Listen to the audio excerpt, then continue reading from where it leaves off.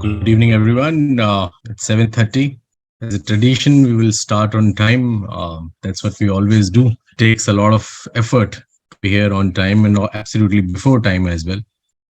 I guess it's a love for books, it's a love for knowledge, and certainly wisdom to know about things brings you here. Thank you all for joining in and joining on time. My name is Mohit. I'll be the host for the session. Today we have I should say, an anniversary edition of the book that we did last year. I should say we are representing the book Grief, Growth, Grace by Dr. Neena Verma, which completes its first anniversary. And I'm sure there would be many such occasions to refer this book as a book of life. While the topic says that this is grief, growth, and grace, I would still call it a book of life. The book that Dr. Neena wrote, her way of giving to the society, as she not only understood but practiced the journey from grief to growth to grace. Bereaving mother lost a lovingly and charming son, who himself was an ardent reader and a supporter of libraries that too for underprivileged children. It is his son Utkarsh's legacy that she is taking forward. And we as friends of books are part of this mission. Soon we will disclose of what we are planning to do with underprivileged children and the libraries that we are planning to set up. It's such a pleasure and a privilege to be part of this noble cause. Also, this is one of those rare discussions that we are doing, which we are doing it again in less than a year's time. As we understand, while life is ubiquitous, so is death, and thus the bereavement, loss, and sorrow. As it is very rightly quoted, what I can remember properly is those we love never truly leave us, as there are things that death cannot touch. There's a spirit of life where we accept the loss as a part of the overall scheme of things. Ladies and gentlemen, friends, this book and this discussion today is for everyone who knows and understands what is birth and what is death as well. As the story of Gautami, that's also quoted in the book, mentions how she understood the laws of nature and by a simple advice of Gautam Buddha. Just to quote the story, it goes like when Gautami lost her infant child, she was begging each and every person in that city to possibly help and do a miracle and infuse life back into that child. While no one was able to help her, one wise person recommended her to Gautam Buddha and asked for his divine help. Gautami at once visited Buddha and asked for the impossible, to which Buddha simply asked, why don't you, Gautami, go get me some kernels of rice from a family where no one has ever died? While she searched, she got, and she was searching frantically. She couldn't find any such house. And while doing that, she came across many such stories of loss. And she understood that death is a part of the cycle. Very recently, as part of Friends of Book Initiative, we are also working on a book as a tribute to the 75 health workers who died during COVID outbreak. And we are paying a homage to them through other two foundations that have engaged us to be part of it. I can tell it from my entire structure. It's very difficult for us to just say it, but to experience it, it takes a different level of courage, I guess. And today, while we all are here, we have with us Mitali with us, we have Jyoti ji with us, we have Dr. Neena, author of the book, also with us. This discussion is something very different. This discussion is just not about how they managed their losses, but also what is it that we are not taught many a times is a life skill. We will discuss that as well. With Dr. Neena, we have Jyoti Arora ji, who is the principal of Delhi World Public School in Noida, and she's a very, very progressive leader and administrator. And in my recent conversations with her, we just touched upon the topic of grief and how she has been counseling many of her teachers that too against the losses suffered, especially during the COVID times. Her empathy levels are definitely very exceptional. We also have a very young scholar as Mitali, who's responsible for the wellness of employees for one of the large organizations in the country. Pedigree on to manage something like this. she has her own personal experiences that makes her close to this subject. And in this discussion, we will follow the simple process where Dr. Neena will present her thoughts on the book first. For those who have not read the book, and post that, we will have Jyoti ji and Mitali who will share their thoughts on the book and discuss their perspectives as well. Also, it's a humble request to all of you, while the discussions are on, you can send your statements, questions, observations, thoughts as well on the chat box, which will come to me. We'll just filter out and send them accordingly to our panelist here today. And with this, I now request Dr. Neena Verma to take us through a quick summary or a journey of the book and the core message that she wants to deliver through this book. I now invite Dr. Neena Verma on the platform. Dr. Neena, please. Namaste, and thank you so much, Mohitji. Namaste, everyone on the forum. Namaste is not just a greeting from me. I truly mean to embody and convey the spirit of this greeting of Namaste, which means the light in me honors the light in you. So today in this session, which is special in the sense that today, of course, we're celebrating the 1-year anniversary of the launch of this book. It is special in so many other ways as well, because though we have talked enough about what the book conveys, today Mohitji and I, we chose a special theme, which is not really the central theme of the book, but a theme for which in the last 1 year, ever since the book came out, many people have been reaching out and asking for a little bit more deeper wisdom on how to companion somebody who's on a grief journey. So for that, before I take you on a quick talk about that, since Mohitji asked to give you a little idea about the book, it's in 3 parts. Here is the book, Grief, Growth, Grace. And it's in 3 parts. First part, obviously, is grief. Second is growth. And third is grace. So growth part is the heart and mind of the book, which is about saying that grief is not something which, as we commonly understand it to be, grief is not the dead end of life. This is not where life ends. In fact, life and death, which are seen to be opposites, it's not true. Life is a broader phenomenon. Life is a more inclusive phenomenon. Death and birth are the opposites, and both are part of life. So life continues for the bereaved, even after the deceased loved one is gone. So if life goes on, then with every decaying cell, some new cells are regenerating. So growth is happening. Growth is happening in some physical sense. But if we allow grief to impact us in such an overwhelming and complete way that it shatters us apart, then the simultaneous existential growth also, in a way, it stunts. On the contrary, the fact is that grief creates a spur for deep existential re-inquiry into oneself, a reconstruction of oneself. It allows you to develop a deeper perspective, a richer perspective on life. It helps you become more appreciative, more reverent of life, more appreciative and grateful for the relationships. So post-traumatic growth actually becomes more available and more possible in the aftermath of grief. To be honest, I like to put it this way, that season of grief unfolds invitation for growth. So second part, which is about growth, it has a 6-aspect model.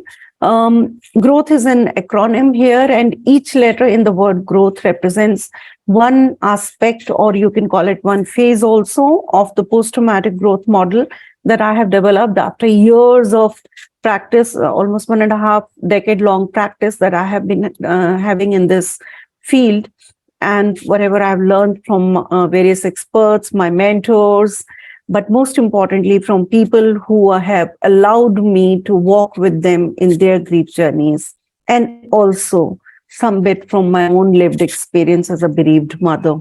So all of that I have put together and created a model for post-traumatic growth. Um, GROWTH are the 6 phases or aspects of that model. Finally, I propose that grief and growth journey also turns into something called a grace pilgrimage, wherein, we learn to become more forgiving towards others, more forgiving towards what we hold against destiny, what we hold against God in the secret chambers of our heart for having robbed us of our deceased loved one, what we hold against sometimes ourselves as well, the guilts, the regrets, the laments that we carry. So forgiveness, and then eventually opening ourselves to gratitude, to reverence for life, to saying yes to life, to compassion, including self-compassion, and finally, meaning of life. What really is the meaning of my suffering? So all that is in the grace part. I won't spend a lot of time on grief, what really is the phenomenon, the complex layers of this process of grief. The simple thing to understand is that everything about grief is a natural and normal response to loss of any kind. It could be a death loss, non-death loss. The purview of this book is particularly bereavement triggered grief, but grief can happen on account of any kind of death or non-death loss.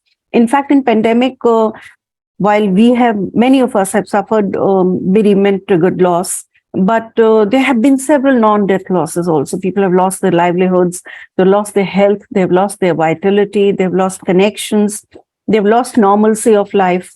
So several non-death losses have also happened. Grief is a sovereign phenomenon. It has its own waves and its own pace and its own manner of manifesting. It's not something that we can direct or we can shape into something. It happens of its own ways, of its own pace. And while it's a universal phenomenon, it's also uniquely personal. Grief psychologist William Warren very beautifully puts it. He says that everybody's grief is like everybody else's grief. Everybody's grief is like somebody else's grief. And everybody's grief is like nobody else's grief. So there's universality of the phenomenon of loss and grief, but there's also a uniquely particular personal experience that each of us faces. Then there are multi-level reactions at body level, at heart level, mind level, relationship level, spiritual level, social level. And then there's an entangled ball of emotions, of which guilt particularly is one emotion which remains invisible, but it really haunts and traumatizes the grievers. Grief ultimately is a journey and often with no closure. And that too is fine. Why is it fine? Because grief is the cry of love. If love does not die, grief may also stay alive. And that's perfectly fine as long as grief is not turned pathological or acute and chronic and needs therapeutic or medical intervention. Now, coming to the word companioning, let me run you through the etymology, the history of this word. So it is made of 2 Latin words, com and pane. Com means with, and pane means bread, breaking bread. Then there's this old French that it led to, compagnon, and eventually the modern English, companion. So basically the word would mean with coming from com and breaking bread coming from pane. If you look at breaking bread as a symbol of life, as a symbol of being alive, if we are alive, food perhaps is the first need after breathing, after air. So if breaking bread is symbolic of life, if it is representative of life, then in that sense, companioning is truly about being with the griever so that they could live. So companioning is not just sitting with somebody, but it's literally being with somebody in a way that helps them re-embrace life in their post-loss altered world. So what is companioning grief is all about? It's, to begin with, it's about a genuine will. It's not about a social courtesy alone. Of course, there are social courtesies that matter and they have to be honored. But it is not just about a social courtesy that you go and visit somebody. Companioning is a long journey. And unless you have a genuine will to be with somebody in their grief journey, companioning will not hold much meaning. It's about showing up with your vulnerabilities as much as with your courage to hold space for the vulnerabilities of the griever. It's about holding space which is compassionate, which is supportive, which is not directive, which does not force, which does not, push the griever to speed up their grief journey or come to some kind of a resolution. It's not about telling them move on, because the movement with life will happen at its own pace and in its own manner. And in grief journey, the movement does not happen by pushing. It's about joining in with them. It's about staying put, because they will go through their own ups and downs. They will fall into the gorge of their grief. They will remain in the abyss of their fears. They will go through the ravines of their sorrow and their guilt and their laments. But one day they will emerge into the meadows of acceptance, of affirmation, of loving remembrance, of reconnecting with their deceased loved one and converting their lost relationship into an eternal bond. So it's about staying put with them. It's about walking with them. It's not about helping them walk, but just walking with them so that the presence of your energy adds strength to their energy. It's also about self-care, because when you companion somebody in grief, you are also directly or vicariously getting into some kind of an emotional labor. It may trigger some of your own pain. It may trigger some of your own unvoiced or unaddressed grief from past. It may also create some kind of what is commonly known as compassion fatigue for you. So it's very important for you to take care of yourself also when you are companioning somebody on a journey. This is a very beautiful couplet that's relevant here in this topic from Mitali. ये कहाँ की दोस्ती है कि बने हैं दोस्त ना से है, कोई चारा साज होता, कोई गम गुसार होता. So what is Nasehe? Nasehe is advisor, sermonizer, preacher. So in grief, when you're companioning somebody, you're a friend who doesn't preach, who doesn't sermonize, who doesn't advise or prescribe. You are somebody who's truly empathetic in sharing their sorrow, but not force closing their sorrow. So this couplet is very dear to my heart when it is about, we're talking about companioning for grief. In companioning of grief, therefore, there's nothing to handle. There's nothing for you to fix. There's nothing for you to treat about the griever. There's nothing for you to help them solve or resolve. There's nothing to create. There's nothing to arrive at. Then what is companioning for grief about? Let me invite you to just look at this picture and maybe post in the chat box your responses in one or two words. What does this picture say to you? What does it mean? What is it triggering in you? What is it evoking in you? Just post few responses and Mohitji will be kind enough to read them out. One or two words. Yeah, sure. So Neha says it is understanding. Varsha says it's presence. Sorika says it's love for each other. Consolation, peace, surrender. We seek solace, true love. Shoulder to lean on. I am there. I feel you. Dependence, sharing the bond. Mutual understanding, as Wow. many as you wish to think. Wow. I'm truly wowed by the wisdom of this group. Which is not surprising because we all intuitively connect to a wisdom which is kind of, more unvoiceable, but very much felt wisdom. So this picture actually I am using to convey a form of greeting, which some of you may be knowing already. Like we have Namaste as the Indian greeting. In African, some of the native African cultures, there's this greeting called Shobona. I'm not sure if I'm getting the pronunciation 100% right because there are different versions on net that you would hear. But typically, Shobona. Shobona means I see the whole of you. So what happens very typically in companioning for grief, we get uncomfortable when the griever is totally disheveled or incoherent and totally shattered and torn apart. We feel a sense of awkwardness. We feel a sense of inadequacy. We feel a sense of rush to rush them to some kind of, reconciliation, coming to terms. And in the process, we are not seeing the whole of them. We are not seeing their vulnerabilities. We are not acknowledging their pain, rawness of their pain. We're not acknowledging the tenderness, the brokenness, the bereftness that they're feeling inside. Shobona, I see the whole of you, is the greeting that I'm urging you to have in your mind when you're sitting with the griever. See the whole of them. Their pain, their brokenness, their bereftness, their vulnerability, everything is real. Just because you feel some kind of anxiety to cope with it, or you feel awkward sitting with them, should not be a reason for you to push them to hide their vulnerabilities. Be willing, have courage to see the whole of them. Then in response, they say shokoba. What does shokoba means? If somebody says to me Shobona and I'm a griever and I feel that this person has seen the whole of me, I say shokoba. And what does the shokoba mean? Shokoba means that I'm relieved that I exist for you. It is so assuring a greeting.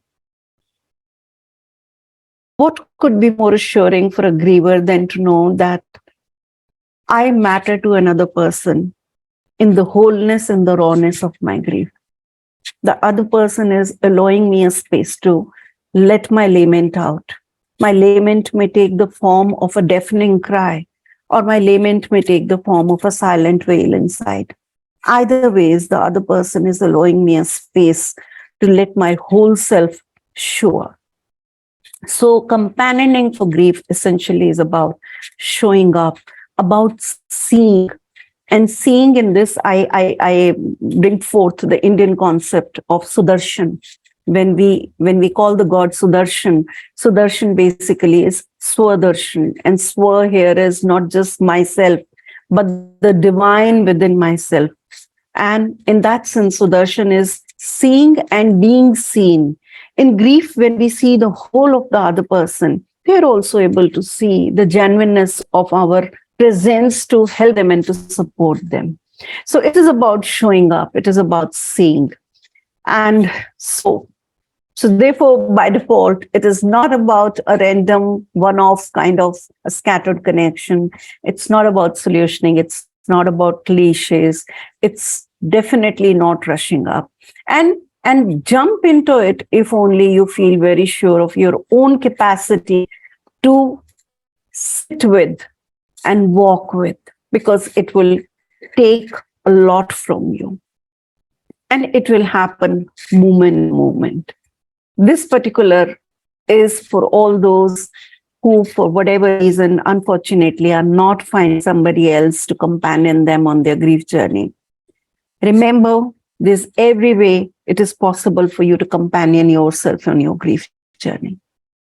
In fact, the most understanding and most accepting companion that we can have on our grief journey is ourselves. And we are all born with that innate capacity, innate courage, innate wisdom to companion ourselves. Wrap yourself in your love, your own love, and the deceased one's love, the deceased one who's always there in your heart and conscience, always present. So with this, I come back to you, Mohitji. Thank you, Dr. Today is also the Thanksgiving Day, so many friends who have joined us from US and certainly in this part of the world as well. They are sharing their stories of gratitude. They are thanking each other. So I guess there is something that you also mentioned about the gratitude. I'm very thankful to everyone who could be on this call with so much of attention, considering in the present world of social media, where we are in a rush to post things as soon as possible as we get them. But this is a subject that needs more attention, and I've been advocating to put such subjects back to our schools and our colleges. And today, we are very privileged to have a very progressive principal with us, Jyoti Arora ji with us. We have been interacting to set up a curiosity library in the school.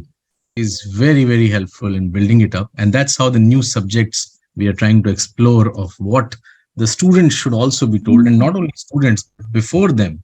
I think what is important is the teachers as well as the parents. So, with that inclusiveness, I now request Jyoti Arora ji to share her thoughts from the book and from her life.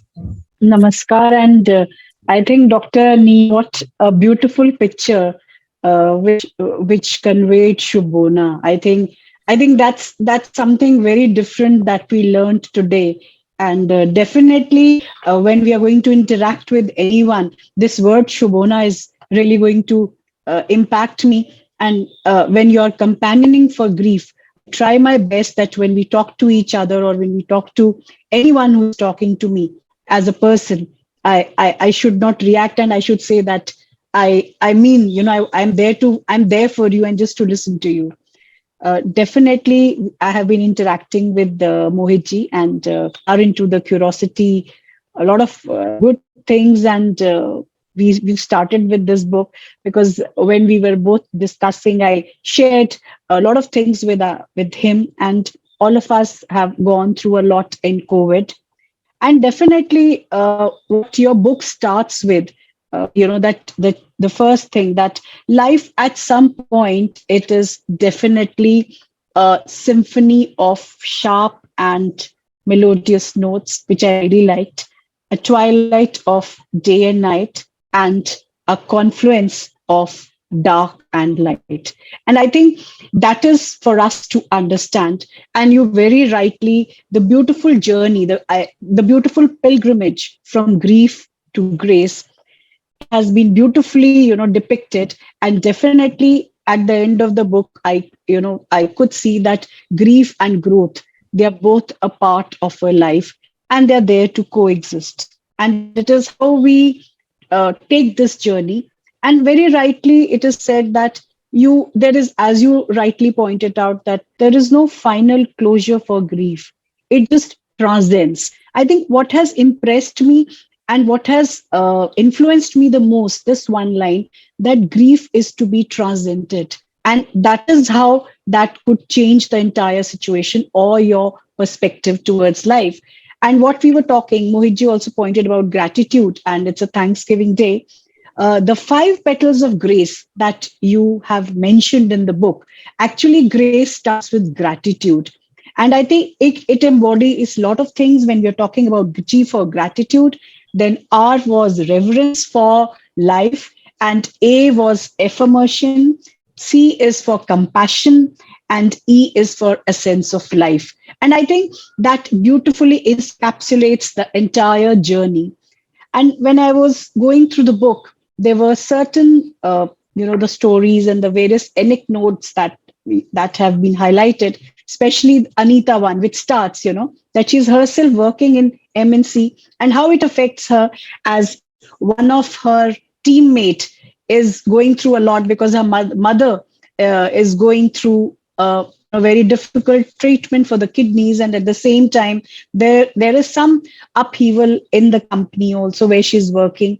And also one of her cousin sister, she loses a child after a divorce, and also there is an earthquake. So the turmoil that she goes through, it is not only her own, it is the grief, that how she's able to cope up with others, and also the secondary grief, the secondary losses.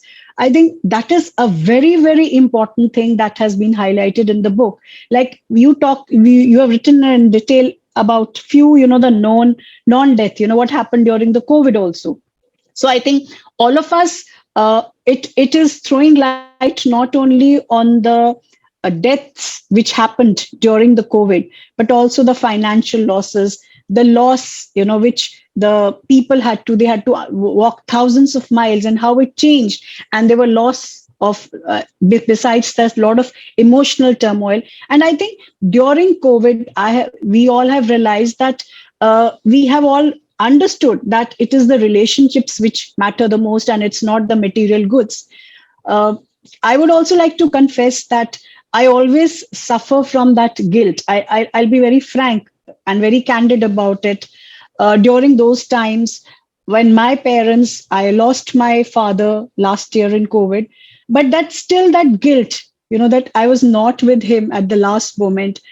He looked after me, he ensured, and I was, till even, at this age, I have been in the habit of discussing everything with my father. Uh, Still, I whatever decisions right now I take, I still think my father would have, if he would have told me, to act like this. So that guilt, that feeling of guilt, not being there at the last moment, not holding his hand at the last moment, and also not giving a dignified funeral, uh, that still haunts me, that still troubles me. And I was telling Mohitji, I'd lost a very close of mine day before yesterday, and uh, again, that everything it was, everything it I could remember again. So it again started that we couldn't do this for our father. So definitely it was there, and at the same time, we also in the school, it was a very difficult time. We lost one of a very bright person from the admin. We lost one of the transport manager, and there were losses. There were personal, family losses in the lives of the teachers, and also with the parents. We had two lovely girls who lost their parents and also their grandparents. They were with us, and we looked after the education of those girls. And now, they are with their cousin Bua. So I think at times what happens is that this maze of grief, passing through this maze of grief, it's a very, very difficult journey. It's very difficult journey. But I think the growth mandala that you have highlighted, and the mystique of growth at something, it gives you solace, it gives you a path, it gives you a journey, it gives you a feeling that there is light at the end of the tunnel. And also, the way it culminates into the marvel of grace, I think that is something which everybody should, I think, it could change anybody who is suffering from grief. And when I spoke about the loss during the COVID, but as an administrator, uh, it's very important for us. We are also human beings. We also, we have the same emotions.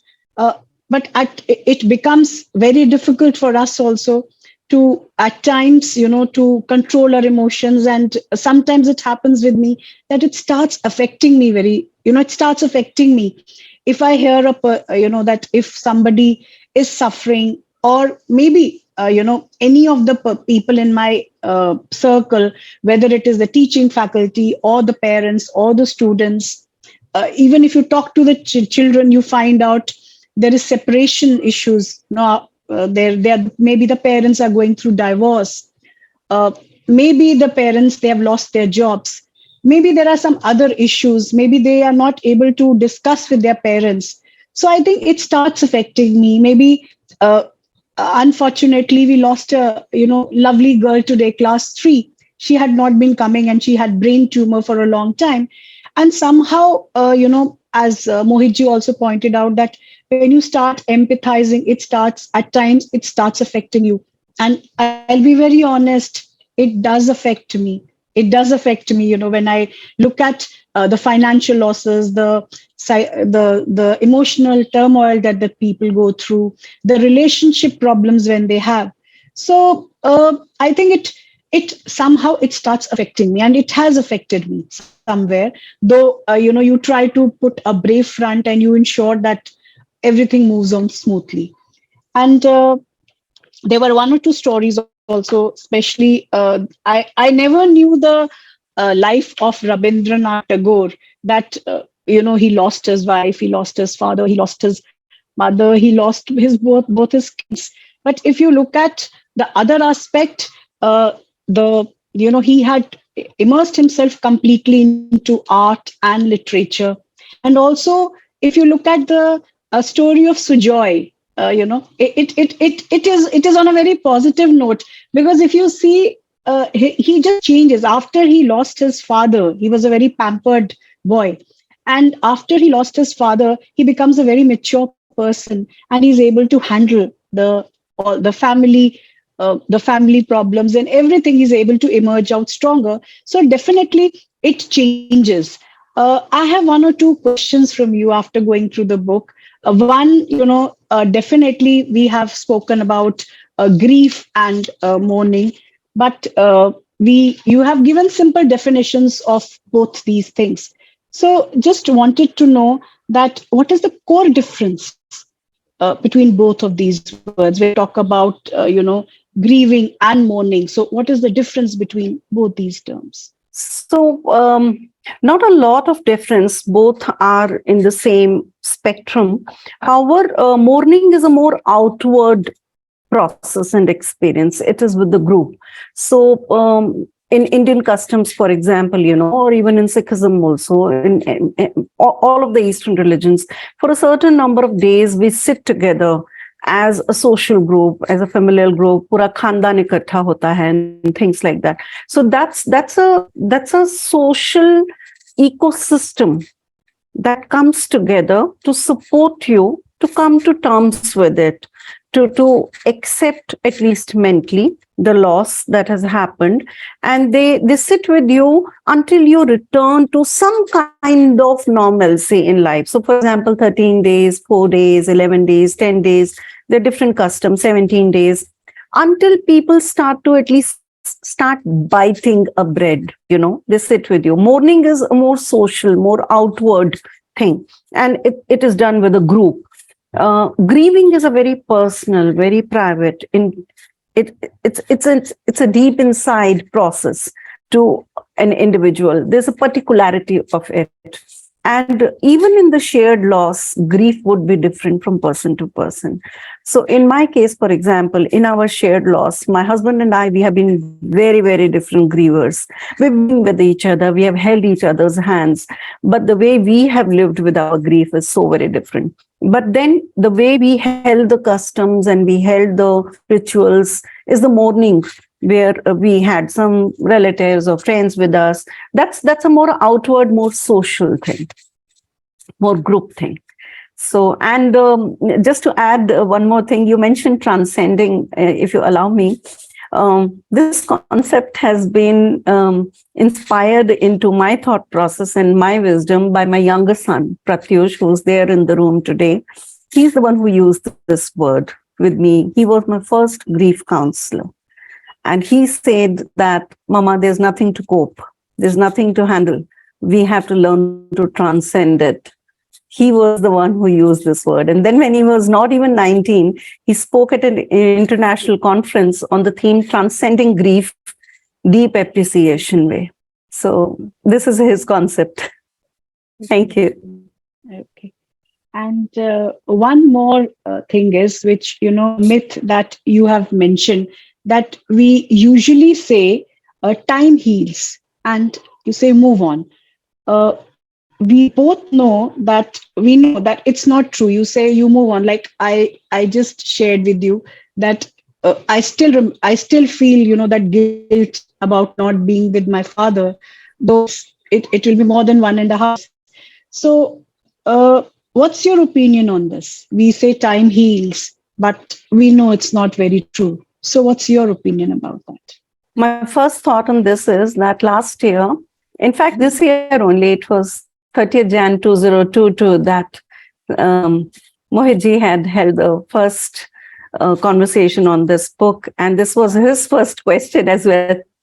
Do you remember, Mohitji, when you said that time heals? Well, not quite. What do you mean by that? He asked me. Well, with time, the intensity, the severity, the rawness of the pain will definitely begin to melt a bit. It will definitely begin to become more livable with. But this is not time which is doing this job. This is our responsibility. The griever has to take an active responsibility to allow time to heal them. Time by itself will not heal us. If I remain a captive to my grief, if I do not allow it to speak to me, and if I do not allow myself to speak to my grief, if I do not let my grief make friends with my potential for post-traumatic growth, and if I do not embrace the two together, like you said, life is a confluence of dark and light. So my grief experience is a confluence of my pain and my purpose, my lament and my love. If I do not allow all of that to happen, time by itself will do nothing. Time heals, of course, but not quite by itself. I have to take an active responsibility to let time heal me. So that is what, and of course, I always hesitate to use the word move on. I do not like that sermon of move on. There's nothing to move on in grief. It is about moving, it is about flowing with life. Yeah. How can I leave my relationship and my eternal bond behind? My deceased loved one will continue to live in my heart and in my consciousness forever. Your father, though it is like in COVID, the funerals have been surreal and they've been very painful, and they've lacked in dignity, and the goodbyes have been missing, and the lack of funerals and the kind of funerals that has happened has complicated grief for many people. But having said that, your father will continue to live in your consciousness, in your heart. So there's no moving on from him. It's his physical absence, but it is his existential presence that will always be there. So instead of moving on, I like to say, learn to keep flowing with life. That is true. Thank I think, yeah, that is, I think, so it could be it depends on us that we use it as a deep catalyst for, transcending. The word you said that your younger son had delivered a, seminar also on that. So I think it could be a catalyst for transcending. Yes. It is how we use it that is important. And the best thing about transcending is it's an inclusive term. It doesn't say that grief gets left behind. Transcending takes it along. Transcendence doesn't leave anything behind. It takes things along and then finds a new horizon. So that's the beauty of this phenomenon, this experience. I think I've taken more time, Mohitji. No, I think it's not about time, ma'am. And as you mentioned, time heals, but time is also important. So with this, I now invite Mitali to share her thoughts, and also if there is any observation that she would like to put. I would also like to quote and request everyone that if you have some observations, some thoughts, like while you were talking about transcending, Arijit Mukherjee had a question he wanted to ask about how does one manage to transcend grief, which I guess partial answer has already been given by Dr. Neena. Partial can be taken from the book, but possibly partial will come from the discussion with Mitali. Mitali, over to you now. So I'll begin with talking about how I like to believe that this book found me and it moved me. At the same time, it freed me and it made me still, in a sense, because I lost my sister some time back. I cannot make sense of time right now, but it's going to be a year soon. And until now, I had kept myself from talking about it out loud. Being a psychologist myself, I wanted to continue working. I remember as within 1 week, the next thing I wanted to do was find sharing circles in India. And I found that there aren't as many sharing circles for grief. And especially after COVID, there were few that were before COVID. But after COVID, during COVID, a lot of them discontinued. So my next quest was to just find a place where I could be with someone who could just, what you spoke about before sometime on your slide, Shukoba and Shubona.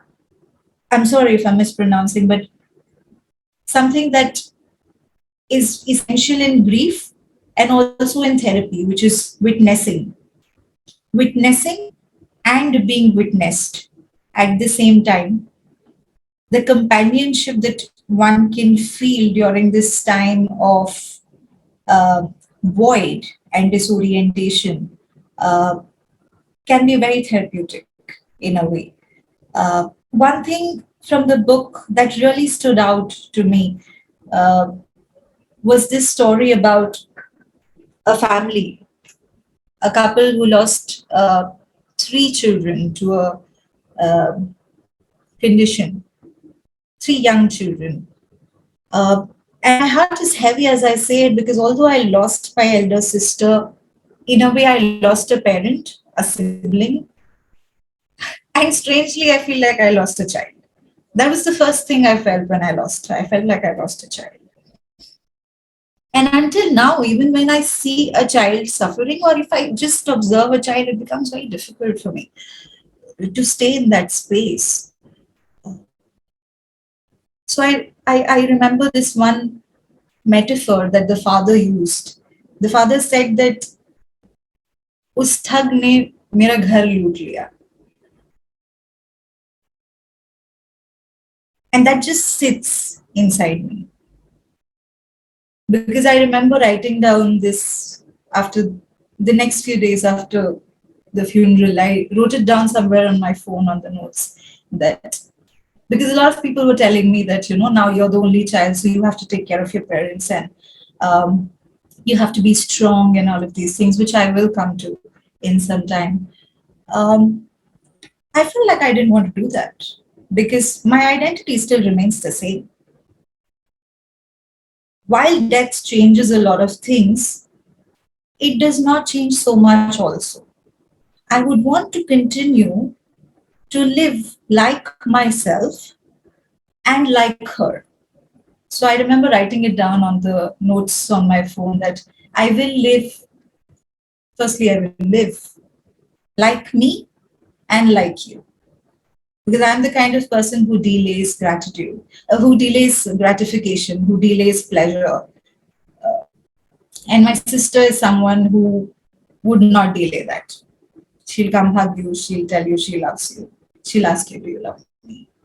And I never did that because I just kept waiting for, because मुझे हमेशा लगता था नहीं अभी काम कर लूँ, प्यार बाद में किया जाएगा, अभी पहले काम कर लेते हैं. So the one thing that I think is that I want to continue living like myself and also imbibe everything that I could not notice while she was with me and make it part of myself. And then I become fuller. And then I become better. So that also brings me to the question that I'd like to ask you. Like, for the father, the illness, the condition was this, he felt cheated by that condition. For me, the metaphor is that I want to live like myself and like her. How do you think metaphors become a companion in grief? And how can one use and find a metaphor for themselves while they're grieving or they're witnessing someone in their grief? First of all, I just want to say that I feel you. I hear you. I would be lying if I say that I know your pain. I understand your pain, but I'm definitely making an earnest attempt to sit with you in your pain. And so metaphors are very important companions, and metaphors transform. Since you've read the book, you might recall there's another story in the book of 2 sisters, Tanya and Tisha, who have lost their mother. So how the metaphor for Tanya changes over time, from desert to oasis, from how she finds in the same experience of grief a therapeutic, a cathartic effect as well. And that perhaps becomes her biggest grief therapist than the external help, the professional help that she had taken.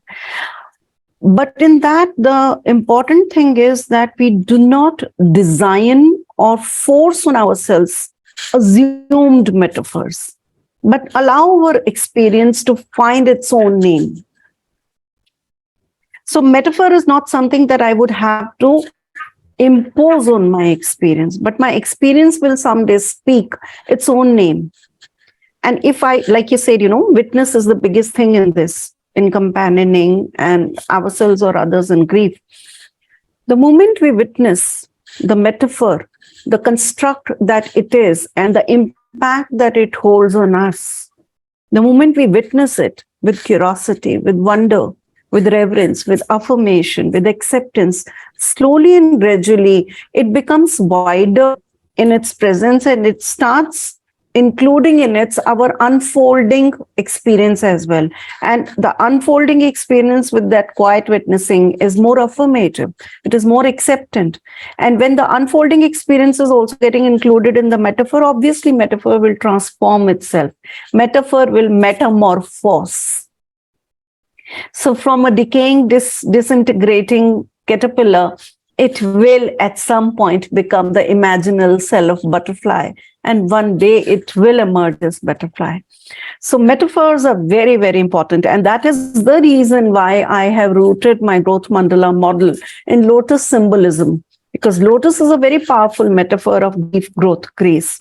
Lotus never, Jyoti ji is back on the screen, she was talking of transcending. Lotus never parts itself away from its muddy base. So if muddy base represents grief, the green petal on which the lotus is blooming represents growth. And lotus opening itself up onto the sky, it's grace. Lotus is holding all of them together. So metaphors hold immense value. They add richness to your grief journey. But the key is, don't force a metaphor yourself. Allow the metaphor to unfold. And like you said, that father, it still haunts me. It still haunts me. He was stoically quiet. And the mother could not stop her wail. But in a stoic silence also, his wail was deafening, and it still haunts me when he said that, "Us thug ne mera ghar loot liya," and how the lament against God is never given a voice because there's a stigma, there's a shame about it. How can you lament God? That's sinful. You can't do that. But the fact is that for somebody who's lost 3 kids before the oldest turned 13, all 3 kids gone to the same blood disorder, why would he not lament God? Why would he not lament destiny? When you're companioning them for grief, you have to just sit with them and allow them an expression to their lament while being watchful about their medical condition. Have I answered your question? You have, yes. Thank you. Thank you. And you were talking of your sister and you. I remember after some time from our loss, one thing that struck me was, how's this whole thing panning out for my younger son? It was a very strong thing that hit me. And though I was still incoherent myself, in that incoherence also somehow some kind of intuitive wisdom surfaced, and I sat him down and I told him that, see, Pratyush, one thing that does not change is that you are the youngest member of a family of 4. You continue to be my younger child, and I continue to be mother to 2 children. And there's no way life will ever want you to step up and become Utkarsh. You are precious as you are, and you have to remain Pratyush. Somewhere I think it freed him up. And interestingly, I didn't realize when this exuberant kiddo actually started to mature in such a beautiful way when the pressure was off him. Today, he is his own person. He does carry some shades of his brother, but he is his own person, and he's a beautiful person. And I'm happy that you're not trying to be your sister. Try to be with your sister, but don't try to become her. And you are not the only child. Remember, your parents will continue to be parents to two children. One is in presence, the other is present. Thank you. Yeah. I think with that, I'll hand over to Mohit, because I was also going to speak of another companion to grief, which is wonder. And you spoke of it. You almost stole it from my tongue. So thank you. Thank you for your insights. Thank you so much. Thank you, Mitali. Thank you, Dr. Neena. Thank you, Jyoti ji. I think, I guess it's not about we are doing the book again, but it's about the subject which needs manifestation, repetition from all of us. It's very important. And as Dr. Jyoti and we have been discussing, these things are not taught in school. I was never taught what to say. That's a situation. And now we are in that age and stage where in all our alumni groups on WhatsApp, in a week, we do get messages. Somebody has lost someone. So I think that's why this conversation was very important. And I'm glad we all could be part of it. We would be soon, with the permission of Dr. Neena, we would like to start a community, as Mitali said, where we can talk about such subjects, referring to some books so that we have a reference of in what context we are doing. As friends of books, it's our responsibility and we fully take it. While this discussion is coming to an end, we have 2 more minutes. We're slightly more particular about our timings. So I would like to quote a few lines from Harivansh Rai Bachchan's one of the poems that he wrote after the death of his wife. Nisha Nimantran is the compilation of those poems. It goes like, "A sole pehle gale, a sone se pehle gale." It goes like, "जग में प्रातः पुनः आएगा, सोया जाग नहीं पाएगा. जग में प्रातः पुनः आएगा, सोया जाग नहीं पाएगा. आंख मूंद लेने से पहले आ जो कुछ कहना कह डालें. आंख मूंद लेने से पहले आ जो कुछ कहना कह डालें." As Mitali said, आ सोने से पहले गा लें. आ सोने से पहले गा लें. Other couplet goes like this. दिन में पथ पर उजियाला, दिन में पथ पर उजियाला, फैली थी किरणों की माला. अब अंधियाला देश मिला है, आ रागों का दीप जला लें. आ रागों का दीप जला लें, आ सोने से पहले गा लें. And thanks to everyone who could be part of this discussion today. I hope you have learned something which is as basic as human skill. As I say, everyone who has come has to go. The point is, how do we do the departure? Thanks to Dr. Neena for this book. Thanks to your son, your husband, who all could join in. Thanks to you, Mitali, for taking this request in such short notice. And to you, Dr. Jyoti, despite your schedule and the responsibility that you carry, and to every one of you, dozens of all the people for whom this was actually planned and organized. I wish to have you part of the community, and thank you everyone. And jaisa maine kaha, sone se pehle ga lein. With this song, great day. Namaskar. Namaste and many thanks, Mohit ji and everybody. Thank you. Namaskar. Thank you, everyone. Thank you. Thank you.